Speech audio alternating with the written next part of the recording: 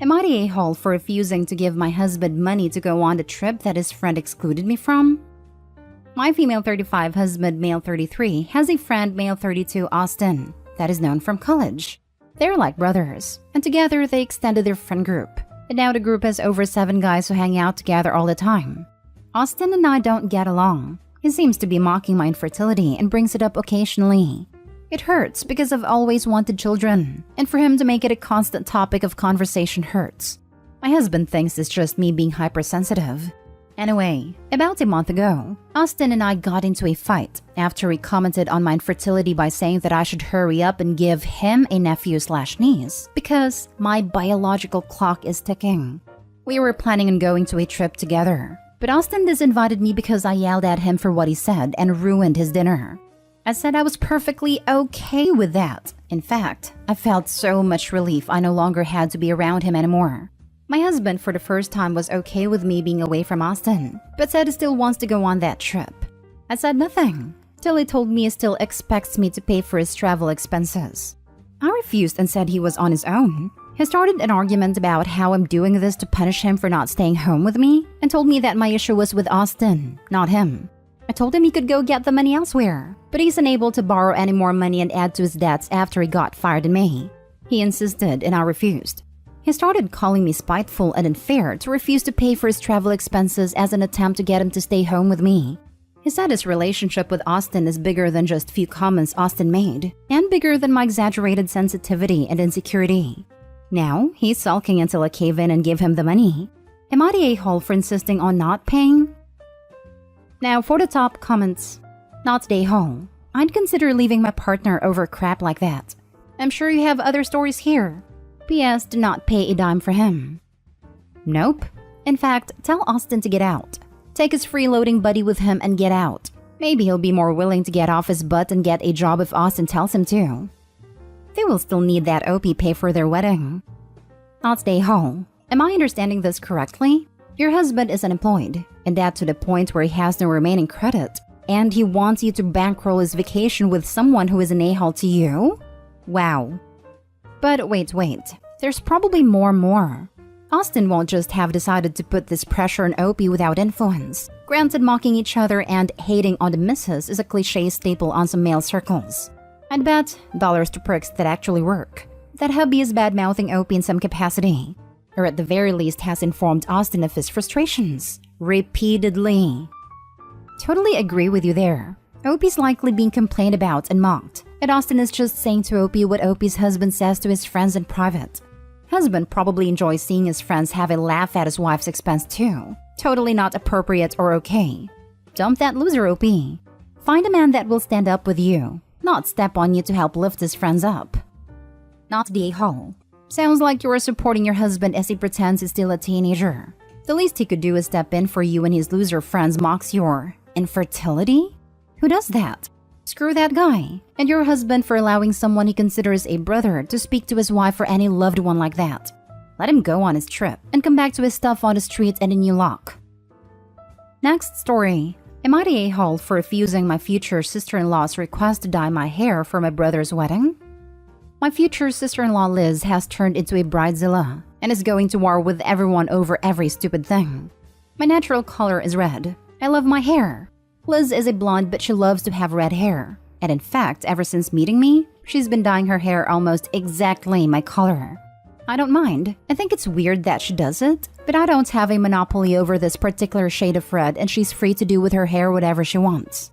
Well, she asked me this week that I should dye my hair to a different color because she wants her hair to be unique in her wedding. She offered to cover all the cost as well. I just said no because it's my hair. I don't want it changed. I told my brother and he told me to do whatever I want because it's my hair. He said he'll talk to Liz to get her to back off. Well, it didn't work because Liz has come to my parents and they've taken her side. They say it's her special day, and we need to be more accommodating, and it's important for our future relationship that we get along. I believe I am accommodating. She can do whatever she wants with her own hair. How is my hair any of her business anyway? My parents tell me that I should be the bigger person. And I don't know why an 18-year-old should be the bigger person compared to the 27-year-old Liz. They told me I'm making this minor issue into a big problem, and I should just do what she wants because it's her wedding. Am I the a-hole for not giving in? Absolutely not, Daeho. Dyeing your hair plus color correction to get back to your natural color, plus the amount of time it takes for your natural colored hair to grow out is a pain in the butt. Exactly. Why should I damage my hair over a stupid request?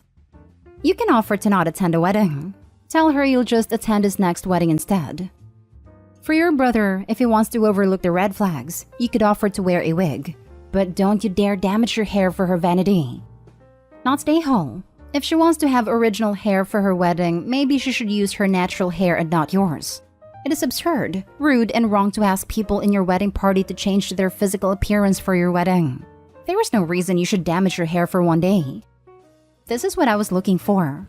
Ironic, isn't it? That Bridezilla copied Opie's natural hair color. And Opie is petty enough or immature enough to care about it despite being almost a decade younger. And now Bridezilla wants Opie to dye her own natural hair color so Bridezilla can feel unique.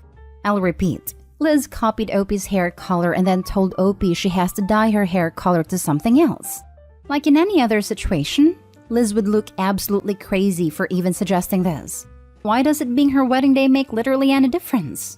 I really hope Opie doesn't dye her hair just because Liz is obsessed with being special. But Opie's already unique hair is killing her buzz. Not Daeho. If this woman wanted unique hair, she should have picked a different color than the one naturally occurring in her future sister-in-law. It's not like Opie and sister-in-law had the same natural hair color to begin with. Don't get me wrong, the demand would still be insanely unreasonable. Sister-in-law dyed her hair and matched Opie's. She should go back to her natural color if she doesn't want to match with Opie. Next story. Am I the a-hole for calling my best friend dumb for marrying for love? I, 27 female, am in a very stable relationship with my fiancé, 29 female, for around 4 years. And we are planning to get engaged eventually and then marry. My best friend Chrissy, fake name but also 27 female, has been with her own fiancé since they were 20. They only got engaged this year. And it was kinda weird how it took him so long to propose since he seemed to be financially stable and all. Throughout the years, I asked Chrissy why her fiancé hadn't proposed yet, and she kept insisting it was not the right time, but she'd never say the reason why, just that it wasn't the right time. Eventually, he proposed in the beginning of 2020, and they're planning their wedding for next year. They decided to plan their engagement party during summertime because due to busy schedules, they couldn't do it earlier. So, their engagement party was this past Saturday, and her fiancé made a speech dedicated to her. It mentioned pretty much the reasons they didn't get engaged sooner, and I couldn't help but pity my friend. So, the reasons were that he didn't have a stable job for the first few years of their relationship. It only jumped from position to position from Walmart to Target, etc. He hadn't finished his degree yet, so he had no higher education. He got his degree in 2019, and only then was he able to get a proper job. He bragged and also thanked Chrissy for never giving up on him, and growing with him and how they helped each other form their amazing personalities and achievements, and how no matter what the future holds, he will never forget, etc. My fiancé and I felt some type of way about it. Some friends of mine and Chrissy agreed how Chrissy basically stayed with a broke man and waited for 7 years, and we don't think that's something praiseworthy, but pity-worthy. As friends, we decided to explain to her our perspective of how we think it was ridiculous that she had to almost reach 30 to move on with her life with that man, when someone else could provide what she needed much sooner. Chrissy always said how she wanted marriage and kids, and it's sad she had to wait this long for this man to get his act together, and she didn't know her worth. She said she loves him, and he is an amazing partner and wouldn't break up with him over his misfortunes, and what matters is that they love each other. I told her it's dumb how she's marrying for love and not for stability, and how she's basically wasted herself for love, and how the first issue should be raised when he was working Walmart and Target back to back. She called us all materialistic and classist, and she said she doesn't care if she struggles financially as long as she struggles with the right person who will value her emotions and listen to her. She said we are miserable witches who will find no happiness in life, and are very shallow. Could we be the a-holes for criticizing her this way? Reread your last paragraph. Chrissy nailed it. You're the a-hole. People like Opie lack any form of introspection. Even with this verdict, she will go through life believing her disgusting views on the world are correct. You're the a-hole, without a doubt. You and your friends are materialistic and classist. If Chrissy is happy, who are you to say she is dumb for making that choice? It sounds like she's found a good man who appreciates her love and care, and you just sound jealous for whatever reason. All this, and also it is none of your business why and when they got engaged. And while we're on it, why does Opie call her partner a fiancé and then say they're planning to get engaged? So Opie's not even engaged, just claiming to be because she holds it in such high esteem for some reason. Yes, obviously you're the a-hole. Chrissy did a great job of explaining why. Also, I can't get past the stupidity of the phrase, felt some type of way. It's becoming my favorite indicator of emotionally stunted individuals. If vague emotions cause you to be petty or vindictive, the problem is very rarely the person that caused those emotions. Next story is titled, Am I the a-hole for intentionally not making a good first impression when meeting my boyfriend's parents for the first time? My boyfriend and I have been together around 6 months. I'm 23 and he's 29. For months, me and my friends have had plans for this past weekend, and they were really important to me as one of our friends is moving to Europe next month. It'll be the last time we'd be together for a while. As I was getting ready to leave to see my friends, my boyfriend called me telling me his family had made a surprise visit and were desperate to meet me. I told him that I'd love to, but couldn't, and he told me that I needed to be an adult and prioritize our relationship over my friends. I called one of my friends and told her the situation and that I'd be there as soon as I could be. I got to my boyfriend's house and was just unpleasant, and I knew I was, but I was just really angry. I barely answered questions I was asked, and after about an hour, my boyfriend pulled me into the kitchen and told me to buzz off. So, I left and went to see my friends. I turned my phone off. The next day, my boyfriend came over and he was beyond angry, telling me I was immature and that he shouldn't have to instruct me on how to behave. I told him that I'm angry. He knew how important this weekend was to me. Am I the a-hole?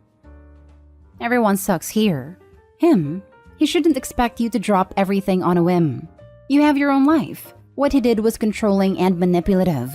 You. Just say, no, I can't come right now, and be done with the situation. Why show up at all if you're going to act like that?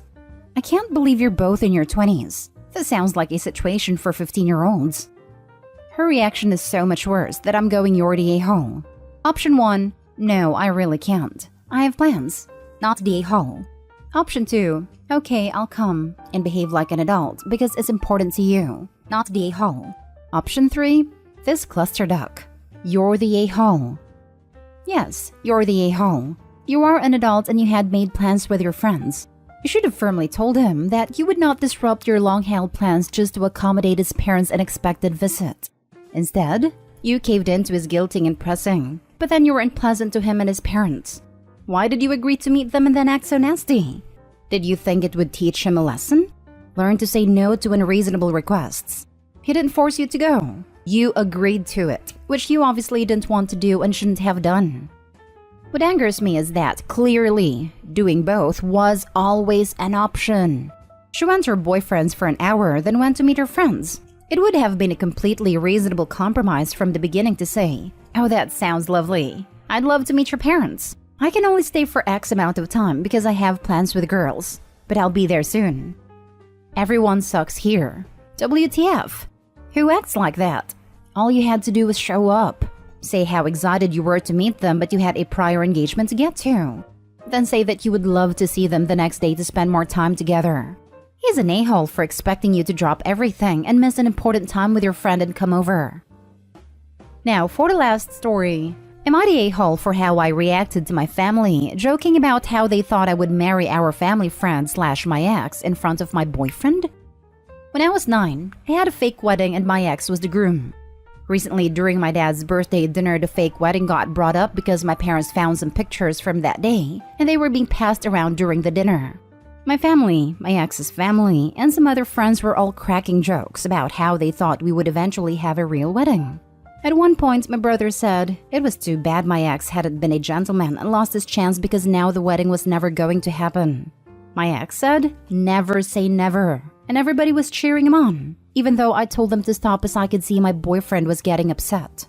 They wouldn't drop it, and my boyfriend ended up leaving early after having an argument with me. I was really upset and angry after he left, so when it was suggested we should recreate some old childhood photos including the wedding ones, I yelled at them to shut up and stop talking about the stupid wedding, and how a real one would never happen. Everybody got quiet, and it was awkward, so I ended up going to sit outside because I was still so angry and didn't want to be around them. In the end, my ex came outside and told me it was just a joke, and I didn't need to yell at everybody. He brought up how I've never minded the jokes in the past, not even after we broke up, and how I shouldn't let my boyfriend's insecurity cause me to get angry at my family over a long-standing joke. Am I the a-hole? Soft everyone sucks here. The major boyfriend, one of their guests, so uncomfortable that he left. You probably either should have stood up to them while he was there or left with him. That's super messed up of your family to do, and I'm sorry they put you in that position. Yeah, while I understand the NTA votes, I really can't let Opie off the hook for her part in letting it get to that point in the first place. Not stay home. That joke was childish, and they should have known better than to drag it out in front of your current boyfriend, especially since you have a history with the ex that goes back to your childhood. You were right to tell them to cut it out. You've moved on. It's time they did too. Not the a-hole. No one there was reading the room. They were going through the motions of making you and your new boyfriend the butt of an age-old joke. The fact that your ex said you didn't need to defend yourself is proof enough that marrying them would have been the wrong decision. My best friend's ex-mother-in-law demands my friend become a submissive wife to her stalker's son. This is part 2 of this stalking ex story, posted almost a month after the last update. If you haven't watched the first part yet, click the link in the description. Now on to the story. This is an ongoing mess with my female 29 best friend's female 30, ex-male 29, and now her ex-mother-in-law. Now, my bestie never married her ex, but for simplicity's sake, I'll refer to her ex's parents as ex-mother-in-law and ex-father-in-law. Bestie and I live together with my parents in a newly bought house. She's pretty much a daughter to my parents, and we are platonic life partners by this point. Her ex ghosted her for 3 years and has been hounding her ever since he found out we bought a house, trying to get her to take him back and live in our house. We've tried reaching to the police, but since nothing serious has happened, we've reached a wall and can only wait. Her ex-in-laws no longer live in the US, but they did come for Thanksgiving.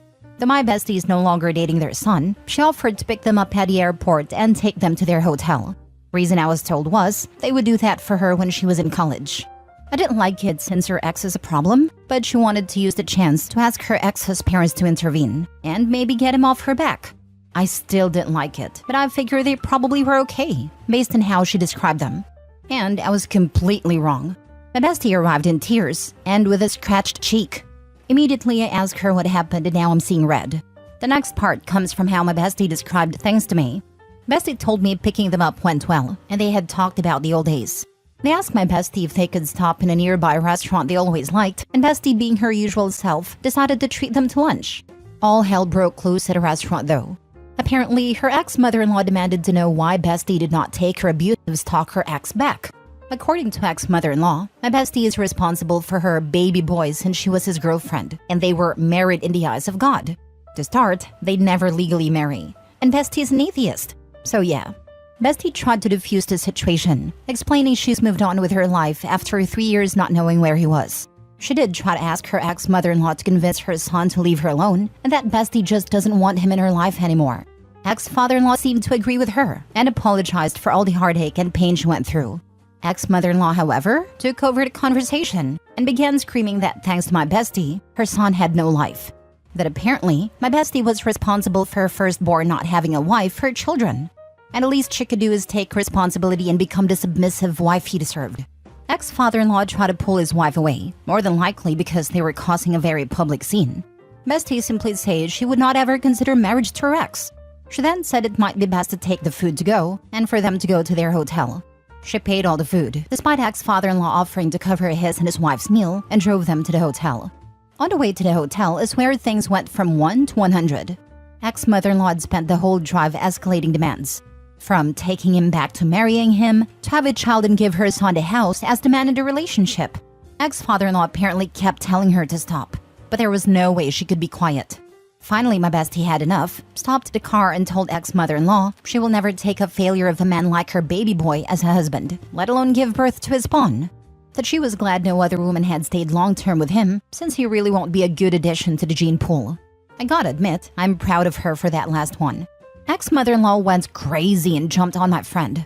Her husband luckily grabbed her, but she still manages to get my friend on the cheek. She began screaming BFF was the reason her family had split, called her a whore in our native language, and said she wished our house burnt with all of us inside. Ex-father-in-law just told my friend to drop their bags on the sidewalk and drive away while he held back his demon of a wife. And Bestie did exactly that. Next thing she did was drive back to us. She was not so much hurt by the insults or even the attack, but more the notion that a woman she once saw as a second mother would treat her like this. I told her to just relax a bit, so she's watching some movies with the dogs while I write this and do some work. Tomorrow we're both calling out and just having a girls' day with my mom. I did get in touch with the ex's sister and let her know what happened. She already knew from her dad and asked if Bestie was pressing charges. She should, but she's not. I tried to convince her, but it's a sore topic for her, so for her emotional well-being I'm not going to push it. The sister said she appreciates we're not pressing charges and that she will make sure her family doesn't bother us in any way. Apparently she already had her brother moved outside the city. Not sure how or where, but I'm glad he's gone. So hopefully we're done. We're going to avoid going out too often until we know the ex-monster-in-law is gone from the city. It's not a small city by any means, but I wouldn't put it past these crazies to try to stalk my bestie. Now for the top comments before reading the last update. Pressing charges will expedite the restraining order. Your bestie seriously needs to rethink her decision. The ex-mother-in-law is deranged and dangerous. Another good reason to press charges is to establish documentation of the ex-mother-in-law's violent behavior. If, hopefully not, a fire does happen, documentation will point the authorities in the right direction as to who possibly started it. I absolutely agree, but I also know right now is not the right time to push it. I'm hoping my mom can talk to her about it. At the very least, pictures need to be taken of the scratches. Pictures sent to an email with a detailed account of the attack, just in case it's needed later. Hopefully ex-mother-in-law is going back to her country. They can find their own way to the airport. Meanwhile, block her on the phone and social. That family, except for the sister, is beyond arranged. Your bestie needs to stay away from that toxic, dangerous family. Bestie needs a reality check because she is still in contact with them. I was thinking the same. At some point, Bestie needs to take accountability for the role she's playing in allowing these people access to her. You're making it worse for yourself, and then you're not even following through to protect yourself. Not only that, but you put OP in danger adjacent. I know, my mom plans to talk to her about it and maybe convince her to do some therapy. Obviously, my mom can't be the therapist, but she knows some people that might be a good fit. Poor father-in-law too. He can't just drop her bag somewhere, but he wishes he could. He has probably been putting up with it for years. That's how these people get so out of control. Everybody knuckles under and doesn't call them out on their behavior. The bestie's doing it too. Just like her son, this mother is crazy. I found it ironic how mother-in-law was yelling about how women should be submissive to their husbands, but then ignored her own husband when he told her multiple times to stop yelling. Now for the update. After Thanksgiving dinner, my mom sat my bestie to have a serious talk. She told her she didn't want to diagnose her, but she was showing clear signs that she needed help, and therapy could be an option. They had a discussion about it, and my friend agreed to seek professional help. Since she lives with my mom, she's not an option, but mom is going to help her find someone. We just came from filing a police report. My friend won't press charges, but we made a paper trail to ensure that it's at least on the record. She apologized for not doing it immediately and for going to meet her ex-in-laws. I told her I understand she's going through a lot of things. We'll see how things go, but she's like a sister to me and I refuse to let her go through it alone. As for people saying I have feelings for her, please stop. Like seriously stop. She's my family and I don't see her in any romantic or sexual way. It's annoying that people assume just because we have a strong friendship, it means I have romantic feelings. Last story. My 39 female husband, 38 male, fathered a child before we were together and I just found out 14 years later. Original post. After 12 years of marriage and 2 children together, I received a Facebook message yesterday from a woman who told me that she has a 15-year-old daughter that my husband has continually denied since her birth. The child was produced from a one-night stand, and afterwards my spouse did everything he could not to see his child. The mother eventually had his parental rights terminated, and she moved away for many years. Fast forward to now, my husband has buried the secret as deeply as possible. On the other hand, his daughter is now having some issues and her mother contacted my mother-in-law in January, imploring him to reach out to his daughter, threatening to tell me if he did not. Apparently, they had a 30-minute FaceTime which he lied about last night until confronted with evidence her mother provided to me. And then he admitted that it was true, and then he blocked the account so she could not contact him again. Her mother claimed she sent the message out of love and concern for her daughter, and I understand that she wants her to have a connection with her biological father. But she blew my entire life up in the process. My husband has lied and lied and lied. He eventually admitted to everything but only went back into a corner. I asked him to leave the house last night so I could clear my head. But the truth is that I can't even look at him right now. I don't think I've ever felt so dumbfounded, hurt, confused, and betrayed all at the same time. My instinct is to call a lawyer to see where I stand, legally and financially, as I'm not sure I can continue this marriage, knowing that I might never feel like I can trust him again. My family thinks I'm being rash because I'm hurting so much, and this is 12-hour-old information. Also, knowing how he abandoned his first child makes me feel disgusted. Last night, he spoke about her as a mistake and a dark secret. He was never going to tell us about her existence because he was embarrassed. Regardless of what happened between he and I, there is a teenager out there who shares 25% of her genetic material with my beautiful children. I don't want that child, who did not ask to be born into such a messy situation, to be separated from her family forever. Even if he does not want to see her, I'd like my kids to eventually know their half-sister, because she deserves to be loved and supported, even if her father cannot. So now I'm left with options and questions, and I don't know how to proceed. Do I start the process to end my marriage, or do I try to keep my family together? When do we tell our small children about her half-sister? Anyone who has experienced this, all advice is welcome. Now for the top advice before reading the update. You are extending so much grace towards that child and I applaud you. Bottom line is, you will never trust him again. To keep such a secret for as long as he did is reprehensible. We had a great partnership before this. I'm devastated. But I don't want to continue a marriage that was based on lies. I completely understand. This is beyond a lie. This is a child's life. Your life is now forever changed. Why did he say he kept this from you? He said he was embarrassed. Since his parental rights had been terminated so many years ago, it felt like she didn't exist. He kept insisting that she was not his child, just a mistake that he made as a dumb kid. There's more backstory that will make him look even worse, but it's irrelevant at this point, just there to further add insult to his character. It seems like he just makes it worse and worse. Felt like she didn't exist? A mistake? She's a human being and shares 50% of his DNA. I can appreciate that he was stupid at 23, but my gosh. Every statement like these would make me even more disappointed in him as a human being. I feel all of this. I've been with my husband 10 years. If I found out something similar and he acted the way your husband did, I don't think I could ever trust him again. To hold on to such a big secret, to sneak around about it, then to lie when confronted, that's a lot. To top it all off, your mother-in-law knew. I know other Redditors are saying it's about how he has treated you and your children over the last 14 years, but to me it would all feel like a lie. Everyone in this situation needs counseling. I would definitely work on introducing children who share 50% of their DNA. If this child is struggling, knowing her siblings might help. It might also hurt. My mom was abandoned and her father raised other kids. She asked him once why, and he said he wasn't ready to be a father. That only made her pain worse, because why was he ready with them and never came back for her? Everyone involved needs serious counseling, and handle your feelings with your husband in the most honest way you can. Don't try to minimize things because of the idea of what your marriage is supposed to be or what others think you should do. I'm so sorry. He told me that he wasn't ready to be a father at 23 multiple times last night. Is that the best thing he did for her was to terminate his rights? Update. I had a request to post an update, and interestingly enough, I saw a message today that he actually posted in the divorce subreddit after this all happened, but he deleted it, and it was full of half-truths. This is what's been going on, and I will answer some of your questions. The mother, Carrie, of this child, Danny, has been in contact with us both since this happened. She says that the reason they told me after all these years was because Danny wanted to be involved in the lives of her two half-sisters, my bio children. She has not asked for back child support or anything like that. But now Danny has decided that she wants nothing to do with my spouse, and Carrie doesn't seem to be facilitating the relationship with my family the way she originally stated.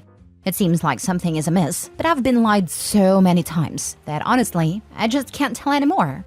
The termination of his parental rights. According to the both of them, she tried to push him into fatherhood, and when she finally realized that he had zero interest in being a dad, she had him sign away his rights, and then proceeded to disappear until Danny was 8.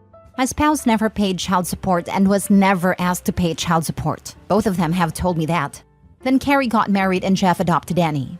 I can't see my spouse's original post, but judging by the comments, it made it seem like he signed his rights away so Jeff could adopt her. But that's a lie. Danny was 8 when she was adopted, not an infant. Carrie tried to contact my spouse to sign those adoption papers in 2016, but he blocked her. So she contacted my mother-in-law, had him sign the papers, and the connection ceased again. Then they disappeared again until June of 2020 when Carrie reached out to my mother-in-law because Danny wanted to connect with her paternal biological family. My mother-in-law and sister-in-law proceeded to have a 2.5-year relationship with Danny through phone/video calls, sending presents/money, all the while hiding it from my spouse and lying to Carrie, telling her and Danny that my spouse knew but wanted nothing to do with them. I know this to be true, as I heard my mother-in-law admit it over the phone to my spouse while I was silent on a 3-way call. My spouse had zero idea that anyone had contact with Carrie or Danny until a week after I found out about the situation. In January of 2023, Carrie delivered my in-laws an ultimatum: either produce Danny's biodad, or they would contact me and let me know what's been happening over the past 15 years. My spouse then agreed to a video call with Danny, where he promised that he would tell me he'd make an effort to make her a part of our lives. Within hours, he had Carrie blocked, and his mother and sister were so scared of their lie being discovered that they stopped talking to Danny altogether, without an explanation. Fast forward to September 2023, my mother-in-law texts Danny to have a good school year, and that was the last straw that broke the camel's back. A few weeks later, I received a message that would change our seemingly happy life forever. Presently, he has cut off his family completely. Carrie has also cut off all communication with his mother and sister. They're toxic, and it is the right decision for now. He comes from a long line of liars, and he is no different. He and I are both in therapy. Marriage counseling starting next week. I'm having good days and bad, as expected. My oldest child will be starting private therapy as well. We haven't told her about Danny, but I don't feel right about keeping the secret. And I know both of my kids have been suffering from the fighting and disruption to their normally quiet lives. I've been trying to put my pieces back together, but I'm still very shattered. I'm journaling out my feelings, but anger is present a lot. I don't know if I can ever trust him again. I don't know if I can ever trust anybody again. But I'm working on it with a lot of help from my parents, friends, and therapists. How do I build trust again with the father of my children, even if it's just as co-parents? How do you build trust? You don't. You have some self-worth and get you and your kids out of that up situation. This comment made me feel terrible. I actually have a lot of self-worth. I know that I'm a good person, and both myself and my family deserve better than this. Trust is a really important thing for me and anyone who has a heart, even if I just need to build enough to feel comfortable leaving the kids with him alone in his new place.